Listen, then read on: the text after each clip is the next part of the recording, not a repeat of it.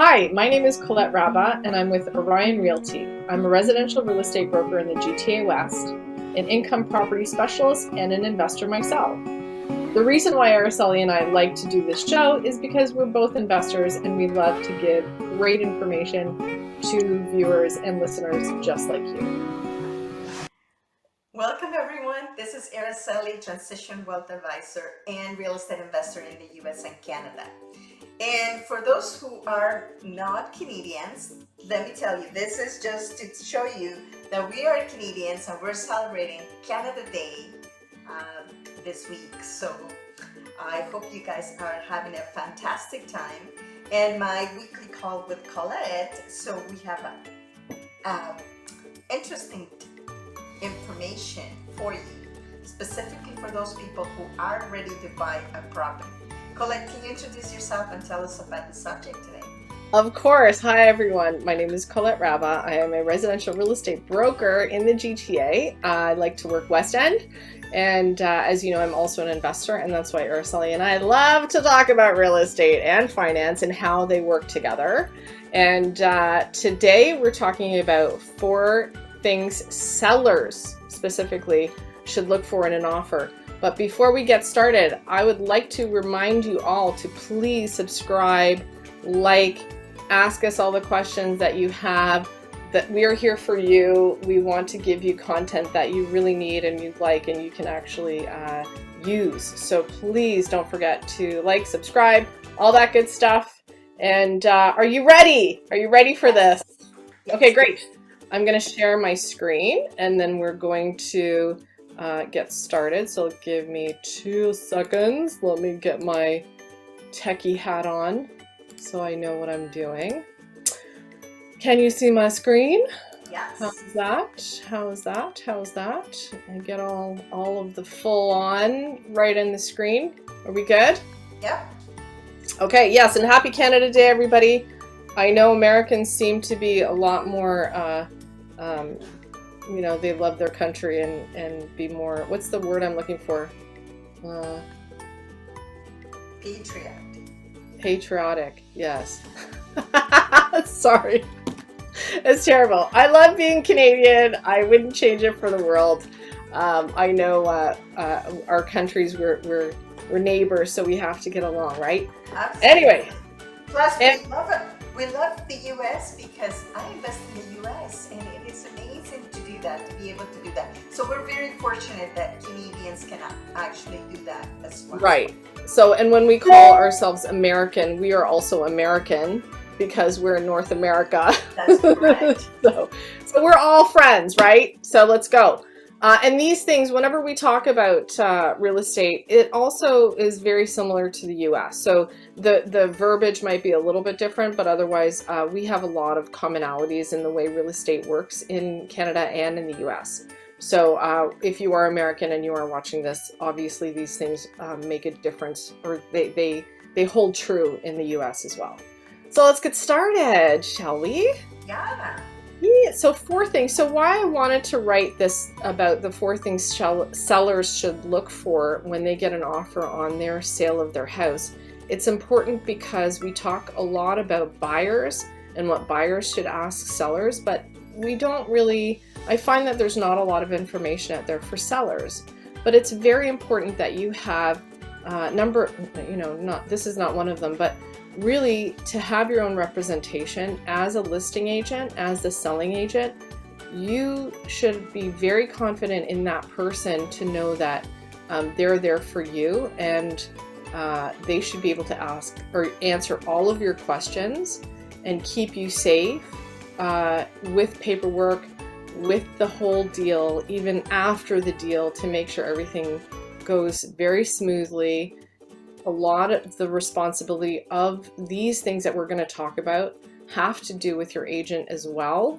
You don't need to make these decisions on your own. If you're unsure, you should always ask the agent, your representative, to answer all these questions. So let's get started. So basically the 4 things I chose just to keep it nice and simple. It's more than just the purchase price, because everybody, as you know, says, oh, I got, $5 billion over asking. Okay, that's great. but there are other steps there too, right?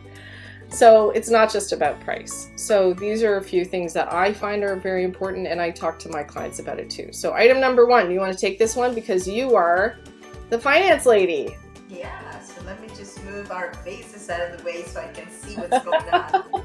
Sure. So obviously, the first thing that most people take a look at is their finances, or they should, for sure. Because the more you are prepared, and this is not only about the financing, but also about your credit, because the credit is going to determine the interest rate that you get.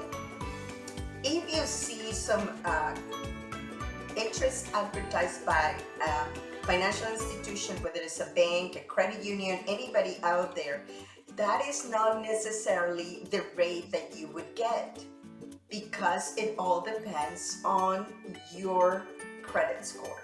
So that's what is very important for you to get all that way ahead of time before you actually start getting on the hunt. And then also to know how much you're going to be saving for your down payment, what is it that you're going to be able to afford, and then start looking for an actual mortgage. If you live in Canada, most people in Canada will buy a property with a mortgage because of the prices of the property. If you are in the US, that you can actually buy the entire property, you may be able to do it, with no conditions, obviously, but you still need to put a plan together in place.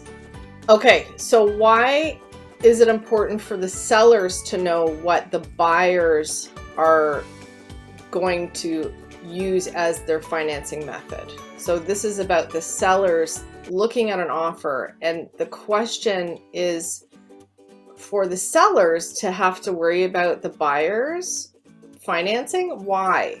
Well, because they're already, like, if you're committing to sell it to somebody, you want to make sure that they're actually going to be able to follow through and buy your property.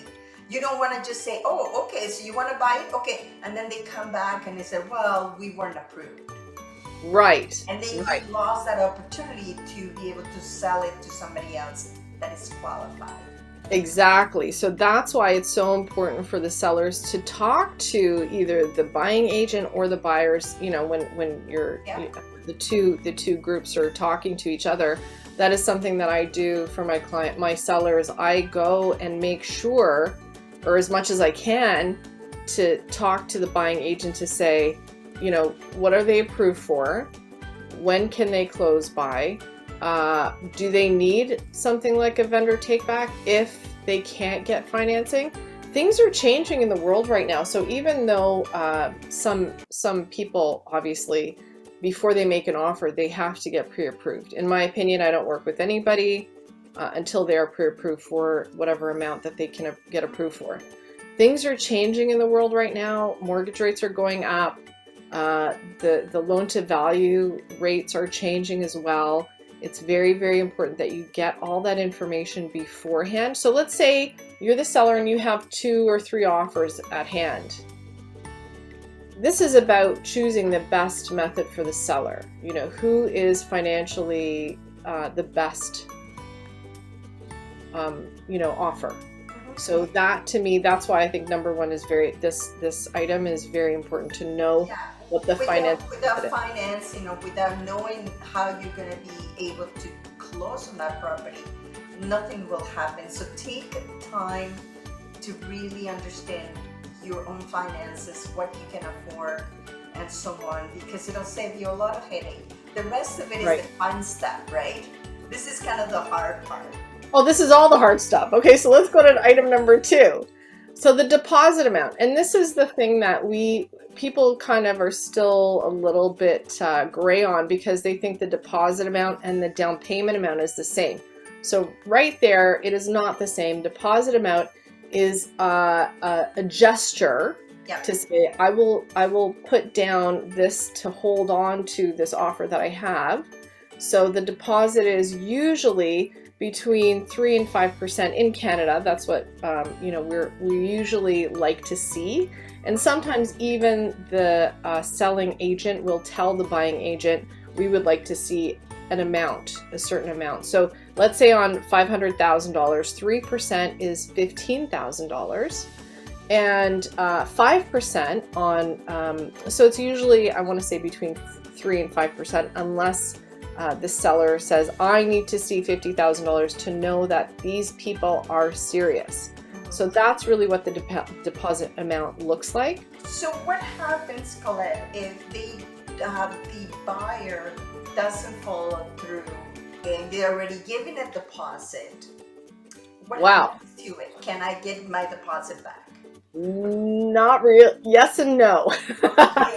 It's very, so in Canada, and this is the thing, we have certain rules that, so number one, if you're my buying client, that would never be a question because we would write it into the offer. So that's coming up. That's also another item that we have on our list today, which is conditions. So really you should have a buffer, if you want to say, if you're not sure of if you can finance or if there are other reasons why you think you can't close on the property. As the buyer, and you know, this is supposed to be for sellers, but let's just say as a buyer, maybe we have to do a show just on buyers. Buyers, yeah. Yeah, so let's just say the buyer totally flakes and, you know, they can't close for whatever reason. They didn't get their financing figured out. And this is what was happening, actually. I'll tell you a quick story. So what was happening when 2017, when the market just like climbed like crazy, what would happen are, especially with investors would buy one property, put a really low deposit on that one property. Then another property that looked even better came up for sale and they wanted to buy that property, but they already purchased something. So they didn't put a huge deposit down on the first house. So they walked away from that deal and said, okay, let them sue us, whatever. And they bought the second property. So that's why a deposit amount is very crucial to say, how can you just like forfeit $50,000 or whatever the amount of money? $10,000. Yeah, for a builder, for a contractor, for someone who's an investor, $10,000 might just be the cost of business. And they, you know, then it's really up to the sellers to be like, oh my gosh, now what do I do? So this is all about sellers being safe. So technically speaking, a larger amount of the deposit held in trust by the real estate agent or the lawyer's office is typically a more serious buyer. So that's why you want to consider the larger deposit amount. And as a good agent, the agent should always be aware of that and say, hey, this is a really good, healthy deposit amount. I would take that offer over a similar offer, let's say, that has a lower deposit amount. So that's number 2. Does that make sense? Yep. Yeah. So I'm not skirting the question of if a buyer would get their deposit back. It's a very detailed issue and every sale is different. And I can't say carte blanche, they keep the deposit or they don't keep their deposit. In Canada, there are laws around that when you release that other person to resell the house, it releases the deposit as well. So you may be able to keep the deposit and you may not be able to. Well, so that's why it's important to have a good real estate agent that knows all of these little things. So yay! I hope that's me. Okay, so item 3. Do you want to take this one away? Yeah, sure. So conditions. So all the offers have lots of conditions, and it's to make your life easier. And it's also it has to fit your own criteria. Because if you are selling a property and you're buying another property, it might depend on the other house closing or not closing or whatever. You know, you may be moving out of town and you're not buying anything, you're renting, so you can actually close a lot quicker. So there's lots of little things that this depends on your own lifestyle. Yes, and so I put down a couple of what conditions could look like in an offer.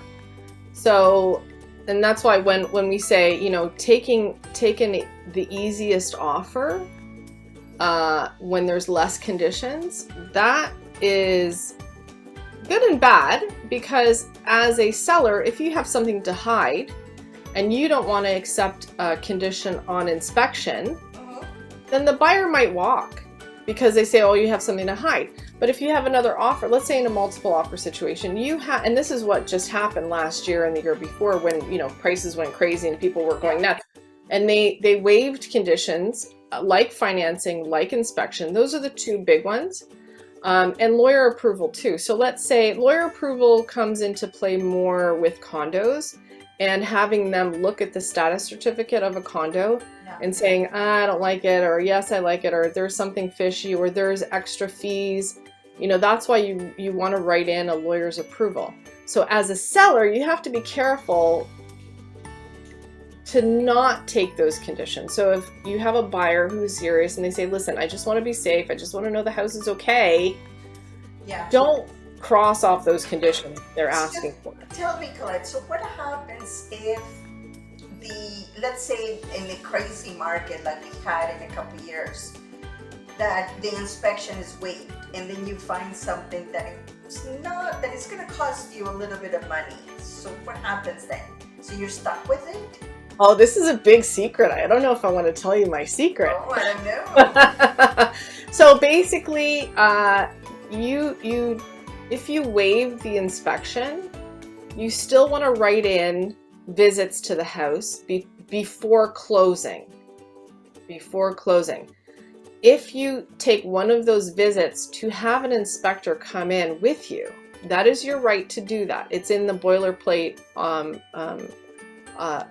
forms that we use, that a buyer has the right to inspect the property. So in one of your visits, you don't have to say it's a condition. So when you write it in as a condition and you find something during the inspection on that condition, then you can say, you know what, we didn't like the inspection report, we're walking away. So that's a condition.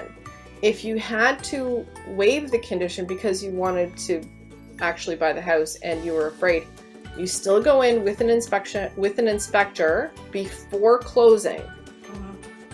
And you find something that should have been disclosed. This is where it gets tricky. So if there is a big thing that should have been disclosed, let's say something that you can't see with your eyes, but let's say you bring an inspector in and there's something wrong with the roof trusses, that there's a structural issue. You can go back, now it's a lawyer's issue between the lawyers. Then you can go back to the seller to say, hey, you guys should have disclosed that there is a fire in the attic, let's say, and you didn't. Now either I want to walk or I want you to fix it before we close. And then it gets into a big ball of craziness that you might have to close later. You might have to ask for money off. They might have to get it fixed, and then by the time it gets fixed, the timing might be off. So it's a big ball of craziness. But if you choose to waive inspection and not have an inspector go in before closing so that you've closed now and then you find the issues, it's all yours. You have to deal with it. You've inherited the problems, and there are a lot of problems that you don't see with your naked eye, and it's that argument of you should have disclosed this and you didn't. So it's a very slippery slope. I never, even during those times of craziness, I would never say waive inspection, but I am the messenger. So you as a buyer, if you want to waive inspection, that's really up to you. But I would never say waive inspection. Other things too, like disclosures. Let's say you didn't realize that the house was designated heritage. You want to renovate the whole house. You want to tear the house down. Guess what? If you didn't know that it was a heritage designation, you can't tear the house down. So these are all the things that you want to write down. If you have a feeling like this inkling of like all the other houses on the street are designated heritage, but the seller didn't disclose it, you want to make sure that all those disclosures are written in. So as a seller, because this is what the show is about, seller, you have to disclose all this stuff. You know, don't think that, it's their responsibility to say all that stuff. You could still be, as a seller, you could still be in trouble.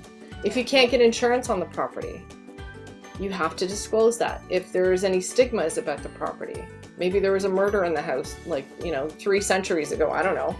you got to disclose that because a buyer will probably find out, and then you don't want to be in trouble as a seller, right? Absolutely. And some of the things are, well, depend on what kind of conditions, but when I bought my first property, I knew, and when I contacted the insurance company, they told me at that time I had some old wiring.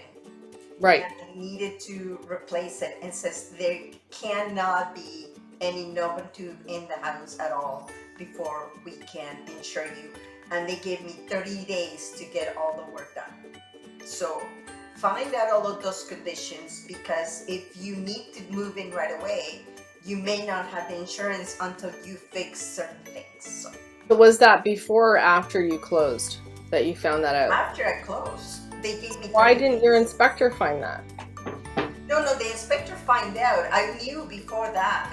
Okay, so you knew before you closed. So technically you could have said, if you had a condition based on inspection and they found knob and tube, then you could have said, okay, let me find out who the insurance company is, how much the insurance is, what do I need to do, and then make a decision on if you actually want to buy the property or not. Yeah, there's still a lot of houses with knob and tube, and it's really, you have to make sure that it's all clear. In Canada. In the US, it's a little bit different, right? Yeah. They might be okay with Yes.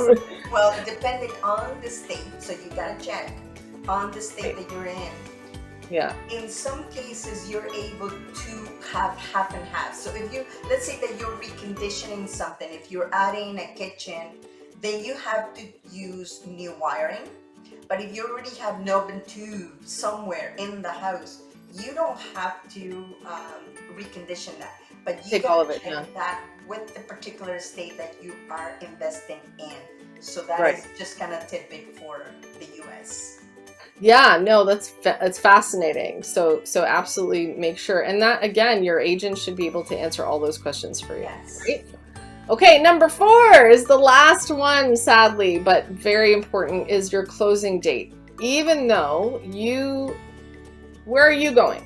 You're the seller, right? What's your closing date? Where are you going to go? Do you have a house? Did you buy already and you want to be out by a certain time? These are the things. Timeline is so important, not just for the buyer, but the seller. This is such a easy thing and a difficult thing at the same time, because if you need more time, let's say you're buying a new build and it's not built yet. You as a seller kind of know what your closing date should be. But guess what? Builders always push back, because especially now they can't find people to work, supplies might not be available, so they'll push back closing on the property that you are moving into. What's that going to look like? Might not be that easy. So I really want you as a seller to be very confident on the date that you want for closing. And if you have multiple offers, always give yourself a buffer. Please don't ever close on the same day that you're closing on your next property. Please don't do it. Lawyers will put your head on a stake. Like, it's just If not something good. goes wrong, then you're on the street for a few days. At least, right, or in a hotel. Or in your car, God forbid. Exactly. And the thing is, it's not only you, it's that if you have a truck full of furniture and stuff, you have to be incurring extra charges for keeping the truck for 2 or 3 days. And of course, it's very inconvenient for everybody, right? And Yeah. It's like you're moving twice. Nobody wants to do that. So always make sure your timelines are good. Always move out before they move in. So even if you have to bridge finance for a couple days or a week or a month, 100% do it anytime. A lot of buyers, even at the last minute, this is another real estate secret. If they want to move in sooner and the sellers can actually offer that, you can change. I'm going to say thank you. And then, so this is just some final notes while I'm talking. But honestly, when it comes to meeting of the minds, that's really what real estate is about. When the buyer and seller can agree, you can even ask before you even sign the offer to say, how flexible is their closing date? Because that way, if they are flexible, let's say they're moving from their parents' house or they're moving from another country and they have to stay in a hotel for a few weeks, and they can be flexible with a faster closing date or a longer closing date. This is ideal, because even like a week before closing, you can always go back. Either party can go back and say, hey, we would like to change closing date. Could we either speed it up or slow it down? And if the other party agrees, then fantastic. They don't have to. There's nothing to say that they have to. And I've had deals where I've had buyers, I was representing the seller, and buyers would come and say, hey, we would like to speed up closing or slow down closing. And my seller said no, because I have a plan. I have to be out of this house by this certain date for whatever their reason, and it didn't work out. So you have to be okay, but it doesn't hurt to ask if you need to change that closing date. So do you want to go through a couple last notes here? Yes, so remember that moving, it requires, especially if you're buying a resale property, you're gonna depend somehow on when they're going to be able to be out. And as I said before, if that seller already has a place ready, that's great. You might be able to do what Colette said, change the moving date. But if not, then you may have to adapt to whenever that property will be available for you to move in. So that's basically all I have. And just so you know, there is always buyers and sellers, and you can match up. That is specifically what it is about this transaction.